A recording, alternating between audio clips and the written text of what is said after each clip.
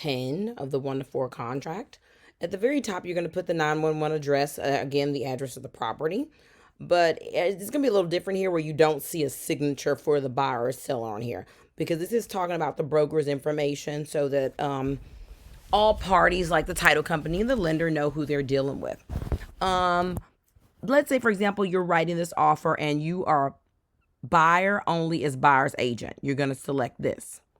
Seller as listing broker sub agent, you'd select that. But seller as buyer intermediary, that'd be different too. We're going to do, for example, sub agent is someone that does not have a buyer's rep agreement. So if you don't have a buyer's rep agreement, you select this. If you have a buyer's rep agreement, you select this.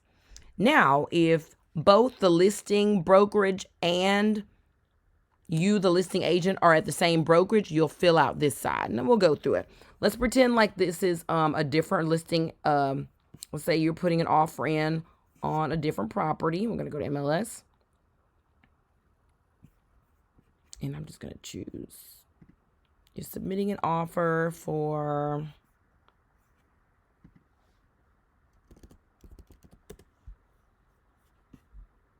We'll just take this property, for example. For this property. All right. So what you're going to do is, first you're going to say, the first class is not the listing broker. So we're going to say buyer only as buyer's agent, right?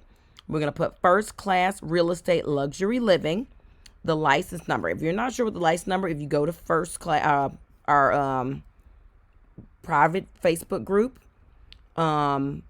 guides, and it was literally number 2 contact information you should have. You have the broker's information. The brokerage firm is First Class Luxury Living, LLC, and that's the brokerage license number. So this is what you'll put there.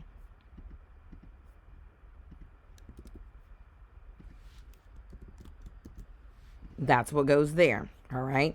Then your name, agent's name,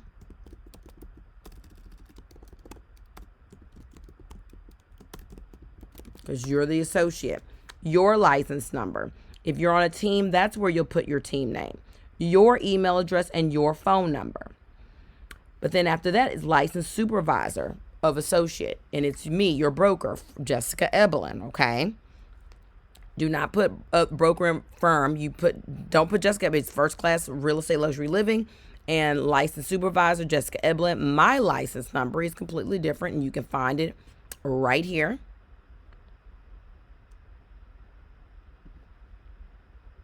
Which is right there. And let me show you another way you can find other people's information just in case you didn't know it. You can go to something called TREC, which you all should have access to because it's how you got your license. They hold the commission that holds our licensing. So if you put my last name in, or whoever you're looking for, agent that's licensed under TREC, search for them. Their name will pop up. You can see their brokers, their license number. You can see the company. You can see the number for the company. That's completely different. That license number is completely different than mine, okay? So, or you can go here. Several ways to get to the same information. Then you'd put my license number, the address to the company, our phone number, and the rest of the address, right? And then over here, you would put the listing brokerage firm. So we would pretend to write off on this one. So we're going to copy that stuff up there. Make sure that's in there. The listing brokerage firm, we'll go to who's the listing brokerage. You can see several ways. It looks like Weichert. So you can copy that.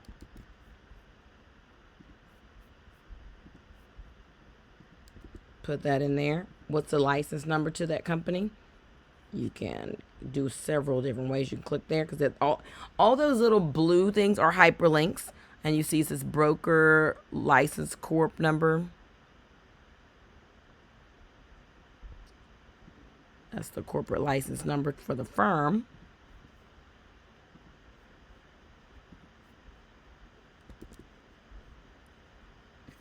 And then listing agent's name is Crystal. Click on Crystal stuff right there. All the things, hyperlinks are clickable. Crystal's license number. You can go to Trek or just be in here where we are. Her license number is right there. You see that? Copy that. Bring it over. And yes, this does have to be complete, or you do not have a completed contract, okay? Including your license information, right? Please, 111, whatever yours is, right? So team name, if it doesn't indicate that she has a team, you can go Crystal. It doesn't indicate she has a team, but you can also click on her license number here. Yeah, she's an individual sales agent. Okay. That was my next question for this. Listing agent's email. So you can click that NA, not applicable. If you don't have one, a team, or you're not on a team.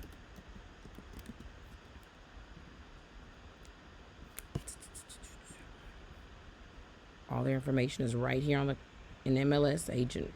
Remember, everything fine is in MAT. MLS agent remarks, attachments, tax records.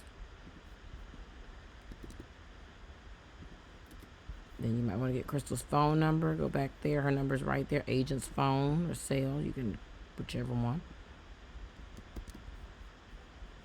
I like sale now because most people can reach them pretty quickly.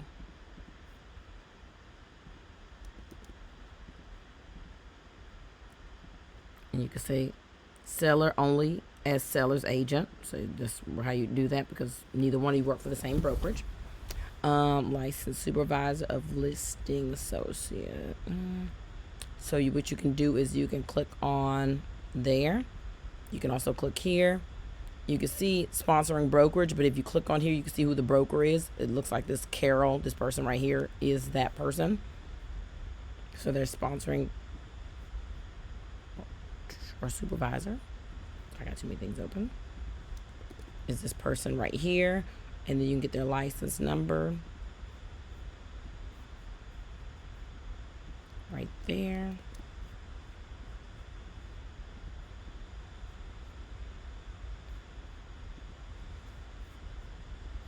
But you can, if sometimes in attachments they do have sometimes in attachments they may have offer instructions and just give you all that information quite easily. If not, you'll have to look it up just like I am, but either way it's fairly simple to find the stuff I'm looking for. Let's just copy that one line. I don't want it. There we go. Listing brokerage address. If you're looking at MLS, it has the address right there to the brokerage firm. So we'll do that.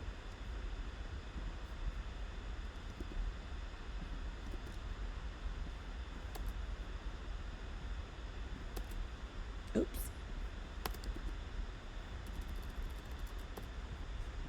And put the phone number in there.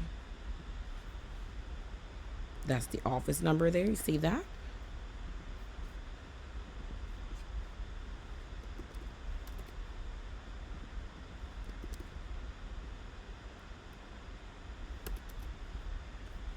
All right. Now we see this is filled out properly. Now, if both of us were, if the listing agent and the buyer's agent was first class, then you'd only fill out this side, okay? If you have other questions about that, just let me know. But for the most part, it's fairly simple. If it's intermediary, you'd only go fill out this side. So the listing agent's information would go up here, and the seller's agent, whoever's working with the buyer, would go down here, okay? And you're still not done because you did all this work and you want to make sure you get paid. So down here talks about how much money or what you're going to be paid commission-wise.